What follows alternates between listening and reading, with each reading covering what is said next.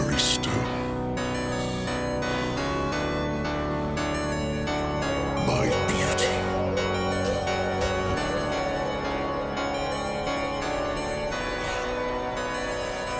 I still hear it.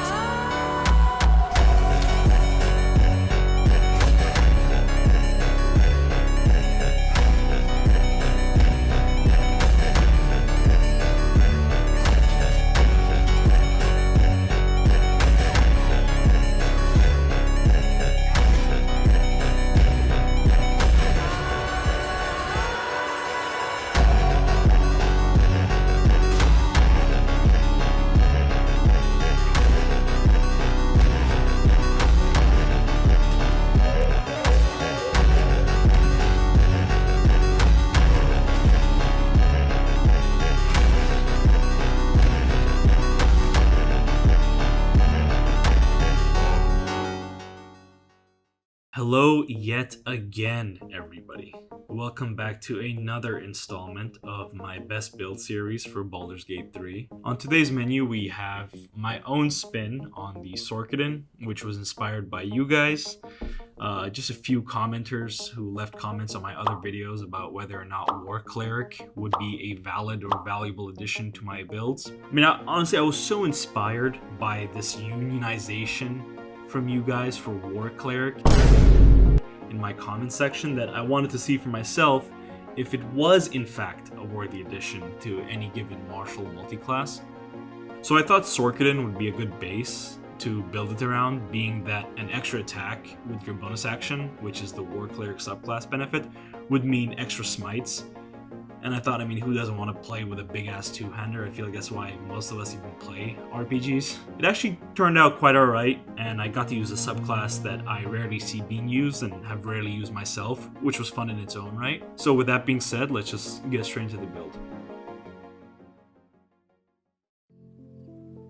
When it comes to selecting a race, there are a ton of variables and factors that you have to consider. Really, there are endless permutations in terms of the combinations of race and class, such that selecting a race becomes this deeply pragmatic endeavor of the expression of optimization of both damage output and group utility, which clashes with our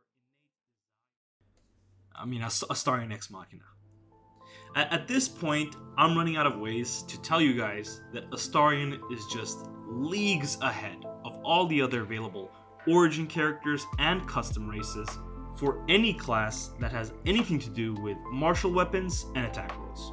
Again, this disparity between Astarion and all the other races is due to his happy racial, which adds a +1 to all your dice rolls, and what is later his Ascension bonus, which adds a 1d10 necrotic damage to all weapon attacks. If I told you that there was a potion in the game that you could drink that would give you a +1 to all dice rolls and added 1d10 necrotic damage to all weapon attacks, you'd be like, holy shit, like, that's insane, who sells it? But if I told you that these were the benefits of playing a zesty vampire, that's what I'm telling you. Of course, I understand that not everyone wants to play as Astarion. Not everyone recruits Astarion into their party. Even for those of you that do, I understand that not everyone ascends Astarion. So some other options include the Wood Elf and the Wood Half Elf for the increase of their movement, as well as some other nice racial passives. The Halfling, as always, to mitigate the amount of critical misses you're going to accrue over a campaign. The Half-Orc for what is essentially the Savage Attacker feat as a racial passive, which is actually incredibly strong for melee classes. There are also actually quite a few strong two-handed weapons in the game that have exclusive benefits if the wielder is Githyanki, which also make the Githyanki a strong consideration as well, notably the Silver Sword of the Astral Plane in Act 3. Of course, it's also possible to just disguise self as Githyanki and get the benefits of being a Githyanki anyway, if you didn't know that, so you don't have to commit yourself fully to playing a Githyanki. For this build in particular, we will be getting all the proficiencies we need from our classes, so there's not really any need to choose one race over another. Just pick whatever race you want. It is a role-playing game at the end of the day, and these minor differences between races don't make or break the build. So again, this is essentially a Sorcerer, which is the tried and true combination of 6 Sorcerer and 6 Paladin. Paladin for access to smites, and Sorcerer for the caster spell slot progression, giving us both higher level and more smites to use per long rest. The difference for this build will be the inclusion of 2 levels of War Domain Cleric in favor of a level from both Sorcerer and Paladin. In terms of leveling progression, it'll be almost identical to how I would level a Sorcerer, which is to prioritize the first 5 levels into Paladin to access our martial extra attack as soon as physically possible. A big mistake a lot of players make when multi-classing is clogging their build with levels from multiple classes early on into the game, when what you usually want to do is monoclass until you've hit your critical power spikes, such as your first feat or your martial extra attack, and then slowly start introducing levels from your other classes into your build. So only after we've taken our first 5 levels into Paladin do we have some creative liberty to decide which direction we go next. I think the best course of action is to go 5 Paladin, then take our 2 level dip into War Cleric, and finish off with the last 5 levels into Sorcerer. We finish with Sorcerer because the spell slots from the Sorcerer are almost entirely useless for this build, and although the spell slots are nice and we want more Divine Smites, the ability to attack 3 times in one turn as early as possible, which is essentially just another extra attack, outweighs the potential benefit of a Sorcerer. So level 1 we start as a Paladin. For a subclass I generally recommend between 2 Oaths, the Oath of the Ancients and the Oath of Vengeance. The Oath of the Ancients provides generally good sustain and healing spells that can target both you and your party, whereas the Oath of Vengeance is the more offensive option, giving you extra radiant damage on weapon attacks, as well as the Vow of Enmity. The Vow of Enmity reads, gain advantage on attack rolls against an enemy for 10 turns, which in and of itself is quite strong, especially in the early game where you're subject to missing a lot. But if you cast Vow of Enmity on yourself, you gain advantage on all attack rolls against all enemies for 10 turns, which is just invaluable. I mean, it's absolutely bonkers. I'm not sure if it's an intended interaction, but it's still in the game this late into the game's release, and it's a significant reason to choose the Oath of Vengeance over any other oath in the game. The ability to gain on-demand advantage for what's essentially an entire fight remains strong throughout the entire game. Additionally, the Oath of Vengeance is harder to break than the Oath of the Ancients, which is broken by practically any decision you make that's not morally good aligned. And as we're not playing Oathbreaker, the tenets of your oath and how hard or easy they are to break are actually something to consider. For background, something like Soldier or Guild Artisan are strong choices. They play well into what we're already proficient in, and we'll be focusing on out of combat as a charisma-based melee character. Ability points are really kind of difficult with this build. Paladin in 5e and Baldur's Gate is what's called a mad class. Not mad as in, crazy or angry, but multiple ability dependent. Simply meaning that in order to be effective, they require a steep investment into multiple abilities. We want strength for our weapon accuracy and damage. We want dexterity for our armor class and our initiative. We want constitution for our health and our saving throws. We want wisdom for our cleric spells and saving throws. And we want charisma for speech checks and auras. The issue being is we want more ability points than we have. So we have to think about how we can increase some of these abilities outside of this initial point spread, and of course, we have to make sacrifices in certain attributes. I see a lot on the Baldur's Gate subreddit that many people are opposed to farming strength elixirs in the first act, but it really is the best way to address this mad issue that the Paladin has. Because strength elixirs bring our strength up to 21, allowing us to focus our remaining ability points on other attributes. Some of you may be opposed to it, but unfortunately I think the best way to address this issue is to use strength elixirs. It allows us to keep our strength at 8, put 16 points into our dexterity for initiative and armor class, put 16 points into our constitution for saving throws and health, and then put 14 points into wisdom or charisma and 12 points into wisdom or charisma. Why is this the best way to go about it? Why not just sacrifice something else, right? Wisdom, charisma, dexterity, something else. Dexterity and constitution are relatively non-negotiable considering we're a melee class, Armor class and HP are extremely important. If one or the other is lacking, we're simply too vulnerable, especially in honor mode. But if we try and make strength, dexterity, and constitution work without elixirs, then our wisdom and charisma are neglected and we get a stat spread that looks something like this. Now this doesn't look horrible, but in reality, not having any bonuses to our charisma or wisdom will both make dialogue a nightmare as a face character and leave us vulnerable to spells that require wisdom saving throws. We're especially incentivized to tank our strength and leave it at 8 because starting level 10, we get access to elixirs of Cloud Giant strength, which will bring our strength up to 27, which is way higher than we could bring it otherwise. So the existence of these elixirs create this kind of futility in investing in strength naturally. Finally, and ironically, since we want so many ability points, this character is not a good recipient of the Hag's Hair, as again, bringing any of our abilities to an odd number, like 17 or 15, such that they would benefit from the Hag's Hair, would mean sacrificing points from one of our other abilities that we actually need. But because I'm being stubborn about strength elixirs, I'm not going to leave you guys hanging. I'm going to show you guys a way to completely trivialize the elixir farm and be able to obtain enough elixirs to where you essentially permanently have 21 strength. I'm sure many of you know the backpack exploit by now, but for those of you that don't, it's as simple as preparing 2 empty backpacks, going to a vendor, opening the barter menu, selling the vendor one of the backpacks, opening the backpack in their inventory while still in the barter menu, dragging your desired items into the backpack, opening one of the backpacks in your inventory, again while still in the barter menu, and then shift clicking all of the contents in the vendor's backpack and dragging it to the backpack icon of the bag that's open in your inventory. After that, you can force the vendor's inventory to reset by just progressing any character in your party by 1 level and repeating the process. At Paladin level 2, we choose our fighting style. For this build, we'll be choosing Great Weapon Fighting, which is just a damage safeguard that allow you to reroll low rolls on the damage die. A note on the prepared spells section in our level ups, I'm going to be skipping over them on this level and the levels to come, because the prepared spells don't really matter. The best use of your spell slots are generally going to be Divine Smites until the end of the game. Even the other types of elemental damage smites, such as Searing Smite or Thunder Smite, are usually not worth it as they consume an action, bonus action, and spell slot, and don't provide a benefit that is that much greater than just attacking and smiting.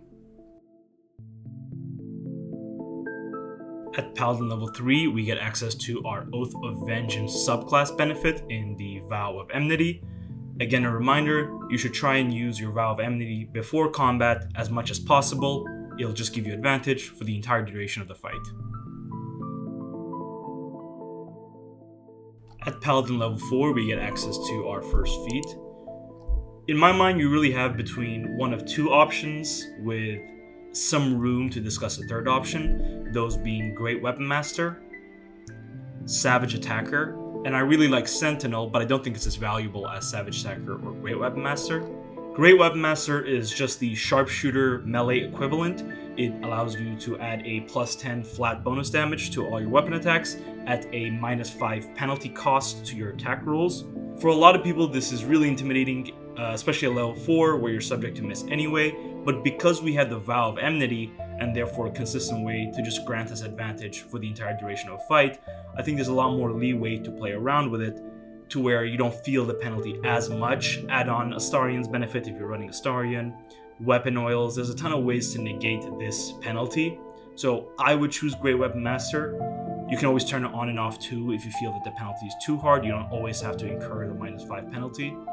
If you feel that it's just too penalizing and you're missing too much, you could just go for Savage Attacker, which is just another safeguard, another contingency that allows you to reroll your damage die. With Savage Attacker, you have the best chance, statistically speaking, to deal as much damage as possible. Sentinel works well if you have other melee characters in your party, as in to say your other party members are surrounding this character in combat, such that you can benefit from the reactionary opportunity attack if an enemy misses an attack roll on another party member.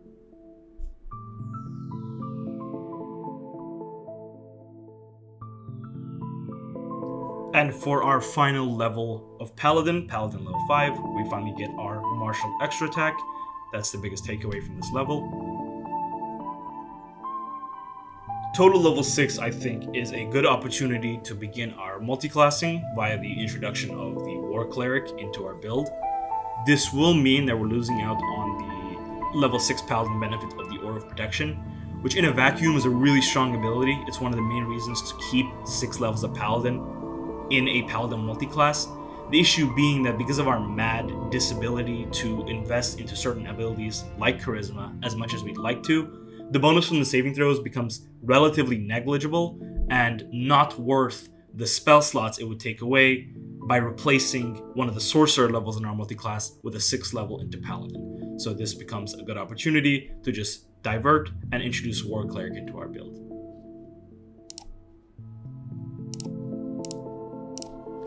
So at War Domain Cleric level 1, we already get our War Priest charge, which will allow us to make a weapon attack with a bonus action after making a weapon attack with our main action, which will mean another extra attack and another Divine Smite. So in terms of action economy, this is way more valuable than just the bonus attack weapon action. In terms of your deity and your prepared spells, they really don't matter that much. Your deity doesn't matter almost at all, outside of some dialogue checks. And like I said, your prepared spells, you really shouldn't be using these spells. Your spell slots should almost entirely be reserved for Divine Smites, so it doesn't really matter. In terms of cantrips, I think the best options are just Thaumaturgy, Guidance, and Resistance, which are all out of combat.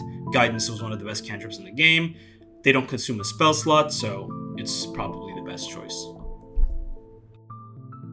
At total level 7, we take our second and final level into War Domain Cleric. You could also do with just one level into War Domain Cleric, and for example take a 6th level into Paladin for the Aura of Protection. I like taking 2 levels of War Domain Cleric, specifically for Guided Strike, which grants us a plus 10 bonus to our attack roll, once per short rest at the cost of a reaction and a Channel Divinity charge. Even if you haven't taken Great Weapon Master at level 4, you'll eventually take it when the build is finished, and it's another way to offset that penalty and essentially guarantee a hit twice per long rest, which is pretty valuable considering how many ways there are to, for example, guarantee critical hits, which could convert into some really big damage. Starting total level 8 and until the end of the build is when we take our final Sorcerer levels, which is when we're going to ramp our spell slots to get both more and higher level Divine Smites per long rest.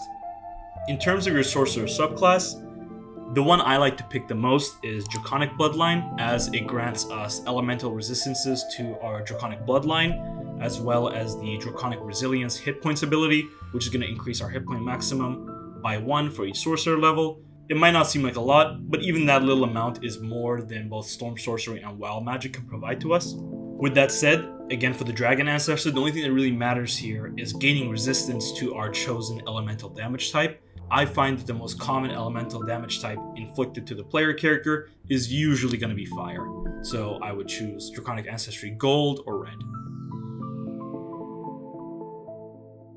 At total level 9 and Sorcerer level 2, we get access to our first instances of meta magic.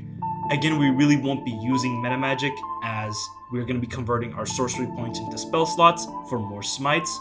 In the case that there are a few uses for your sorcery points and meta magic, it would be for twin spell, so you can twin haste and get 2 haste at the cost of 1. That's one of the only instances I can imagine where using sorcery points outweigh the benefit of using spell slots for Divine Smites.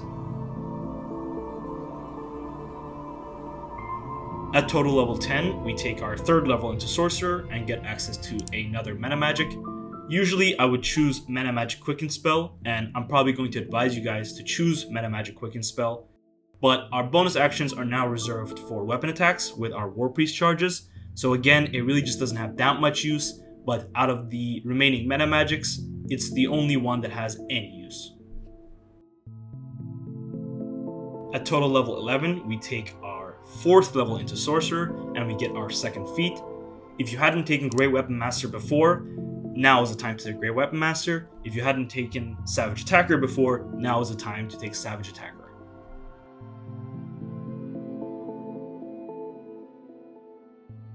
And then to wrap up the build, we take our 5th level into Sorcerer, which gives us another level 4 and our first level 5 spell slot.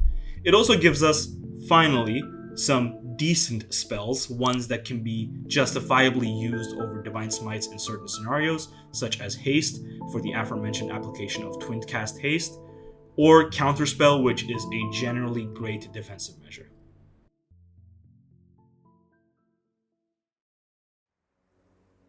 Illithid Powers are only ever supplementary, never necessary, but there are a few that work really well with this build and I would advise investing into. When in doubt, it's always a good idea to take Psionic Backlash and Call the Weak on as many party members as possible. This combination on all of your party members can outright kill squishier mage type enemies who are attempting to cast high level spells. Favorable Beginnings and Luck of the Far Realms are also cookie cutter Illithid powers that I always recommend. Luck of the Far Realms especially doubles its value with this build because when you crit with your weapon attack, the reactionary Divine Smite will also be a critical hit, so you get to kind of double dip the benefit of a single critical hit with this ability.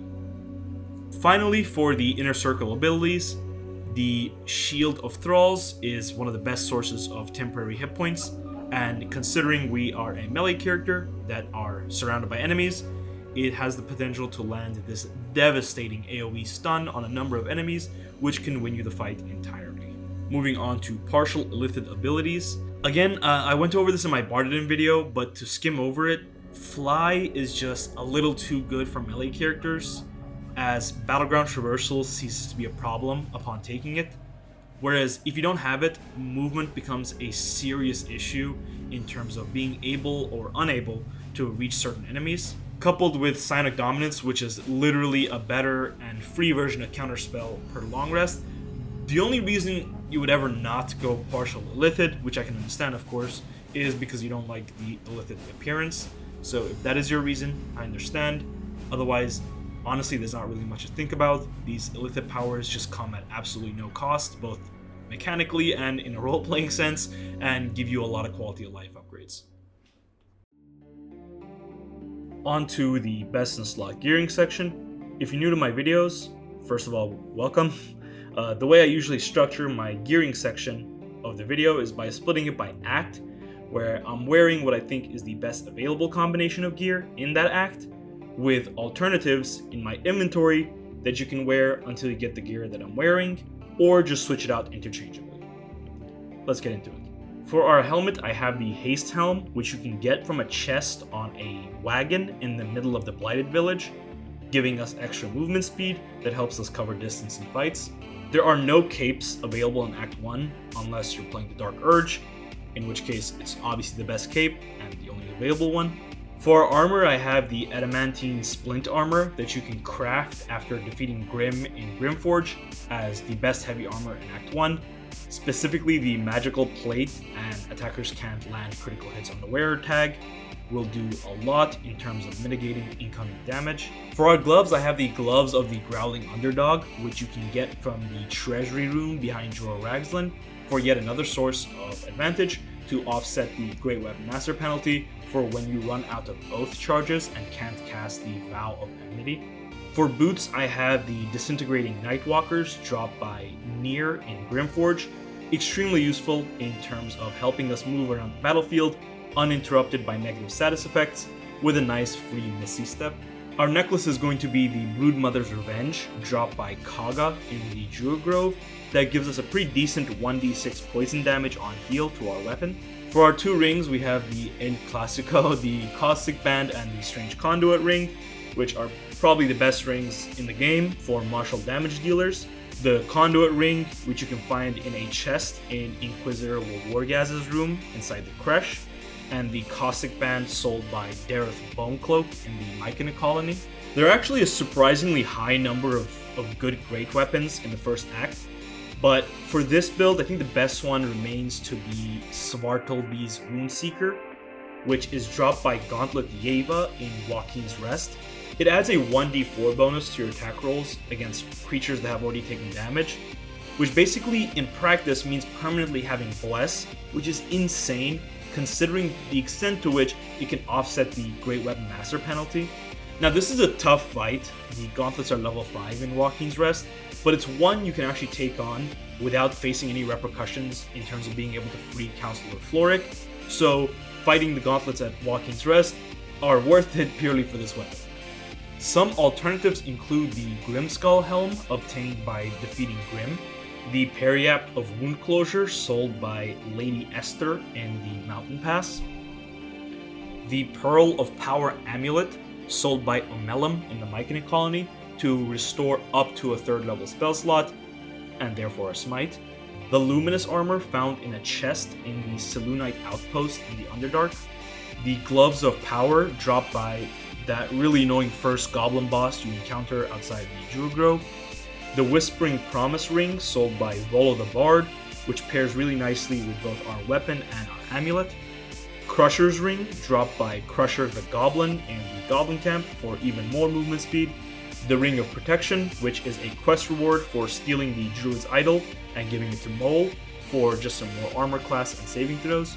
And then for alternative weapons, we have the Everburn Blade, which you can command drop with Shadowheart on the Nautiloid, the Blooded Great Axe sold by Roa Moonglow in Goblin Camp, Jorgeral's Greatsword sold by Corsair Greyman in Grimforge. Note that its special ability, the Colossal Onslaught, has this straight cone area of effect where you can smite all of the enemies hit by it.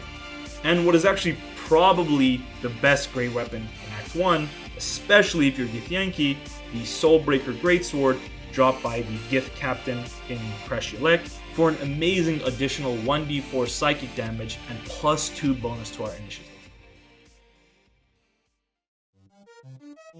We hit some really nice upgrades in Act 2 that allow us both to do more damage and increase our sustainability and survivability. Starting off with the Fistbreaker Helm, sold by Lan Tarv in Moonrise Towers for a +1 to our initiative. Going first or going early in the turn order is a significant part of decreasing damage taken. The Cloak of Protection, sold by Quartermaster Tali at Last Light Inn for armor class and saving throws. The Dwarven Splintmail Armor, sold by Lan Tarv in Moonrise Towers, only after succeeding an insight check with Disciple Zerel that grants you access to Lan Tarv's hidden armory. This is one of the better armor pieces in the game, and the +2 to our constitution adds about 12 HP to our character, which in Act 2 is actually huge. The Flawed Helldusk Gloves that Damon can craft for you at Last Light Inn for an additional 1d4 fire damage on weapon attacks. The Evasive Shoes, sold by Mattis in Last Light Inn for another bonus to our armor class. Our amulet remains the same, as do one of our rings, either the Caustic Band or the Strange Conduit ring, whichever you prefer, with the other one being replaced by the Risky Ring, sold by the Drow Blood Merchant in Moonrise Towers. I've gotten a few comments that ask about the allocation of the Risky Ring between party members, because I recommend the Risky Ring on literally every build video I've done. So to address that, I think it's not as important for this build to get the Risky Ring, because it has other consistent ways of getting advantage, such as the Vow of Enmity or the gloves from the previous act. So if you're playing multiple builds that want this ring, you can prioritize the other builds getting it, such as like the Sorelock or the Gloomstalker, over this build getting it. Our weapon is the Halberd of Vigilance, sold again by Lan Tarv in Moonrise Towers. A phenomenal great weapon for many reasons. +1 to our initiative, a +2 weapon enchantment for accuracy. Its range is way further than most great weapons due to being a halberd. It's a really, really good upgrade overall. For our bow, we have the Darkfire Shortbow, sold by Damon at Last Light Inn, that we're just using as a stat stick for the resistances and free haste. For alternatives, we have the Dark Justiciar helmet that you can get from the Gauntlet of Shar for a reduction to our critical hit range. 1 point might not seem like a lot, but it's actually 5%, and in practice it feels like a lot. The Surgeon's Subjugation Amulet, dropped by Malice Thorm in the House of Healing. Paralysis is especially debilitating, as if you paralyze a target, all attack rolls made to it in melee range, which we're in obviously, are guaranteed to be critical hits, so all your smites will also critically hit. It's insane. The Yuan-Ti Scale Mail, sold by Quartermaster Tali at Last Light Inn, the Flawed Helldusk armor crafted by Damon at Last Light Inn, the Dark Justiciar gauntlets that you can find in the room below where your gear is, the Killer Sweetheart ring for another guaranteed critical hit, again this will also mean your smite's gonna critical hit. This is dropped by your illusory copy at the self-same trial in the Gauntlet of Shar. The Harmonium Halberd, sold by Damon at Last Light Inn, which is also a really strong contender. It's another halberd, so the range is good. It gives a +2 to our strength, bringing it up to 23, increasing our accuracy and damage. This is another really strong choice. And the Drake Throat Glaive, sold by Roa Moonglow in Moonrise Towers, to add a 1d4 elemental damage to your weapon. Not to use this as a weapon, don't use the glaive as your weapon over one of the halberds, but you can use this effect, Draconic Elemental Weapon, to add 1d4 of a given damage type to your existing weapon. Act 3 is where most builds just spiral out of control in terms of scaling, and this build is no exception. In huge part due to our weapon, which is why, despite there being a number of strong great weapons in Act 3, I only have one alternative and one weapon equipped, and even the alternative doesn't hold a candle to the weapon I have equipped, but we'll get to that in a bit. For our helmet, we have Saravok's helmet dropped by Saravok Anchev for a point reduction to our critical hit range, but more importantly, the Dauntless tag, which makes it extremely difficult for enemies to CC us. Our cape remains the same for the flat bonus to our armor class. Our best armor piece becomes the Armor of Persistence, sold by Damon in the lower city. Insane armor class, resistances to all physical damage from Blade Ward, the magical plate effect, yeah. Our gloves are the Helldusk gloves, dropped by Harlip in the House of Hope for an additional 1d6 fire damage on weapon attacks. Our boots are the Boots of Persistence, also sold by Damon, again mainly for this freedom of movement effect, which is even more anti-CC. For our amulet, I have the Amulet of Greater Health from the House of Hope. On top of all our resistances, it just makes us virtually unkillable. It also addresses the mad issue, to where when you get this amulet, you can respec and tank Constitution like you've tanked Strength, and reallocate those points into Wisdom, Charisma, and maybe a little bit even into Intelligence. You can keep wearing the Risky Ring if no one else needs it in your party, otherwise any combination of any of the other rings mentioned so far work as well. Probably what is one of, if not the single best weapon in the game, Balduran's Giant Slayer. This weapon is dropped by Answer the Dragon. On hit, it doubles the damage of our Strength modifier, which if you have Elixirs of Cloud Giant Strength, setting your Strength to 27, your Strength modifier will be +8, doubled to +16, making this weapon quite literally better than the Great Weapon Master feat with no penalty whatsoever. It's a +3 weapon enchantment, it gives Giant Form, which is just the enlarged spell, making you deal more weapon damage, but it doesn't require concentration.